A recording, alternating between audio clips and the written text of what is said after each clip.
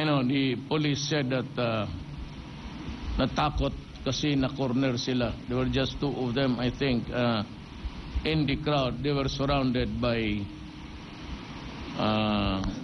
the group of militants. Alam mo, yan ang sinasabi ko. Even in war, even in everything, it's miscalculation.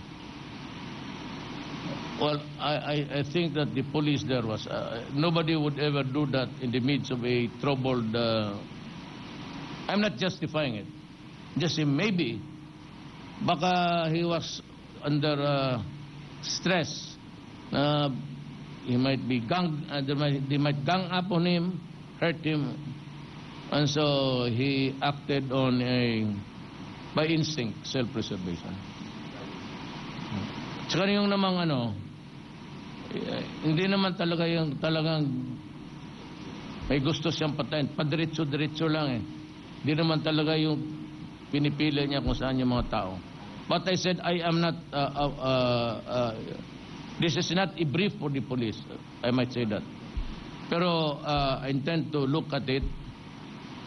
I will try to talk to the police, invite him for coffee, and I will talk to the activists.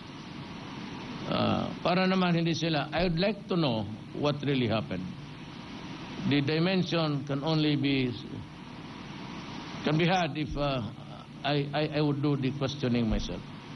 I do not want a quarrel between there's no more left here. I do not want to hear from our side, Governor, right, or from the left. We should stop it because we are talking, and we are all Filipinos. I do not want anybody hurt there. Not the police, not the young militants. It's about time that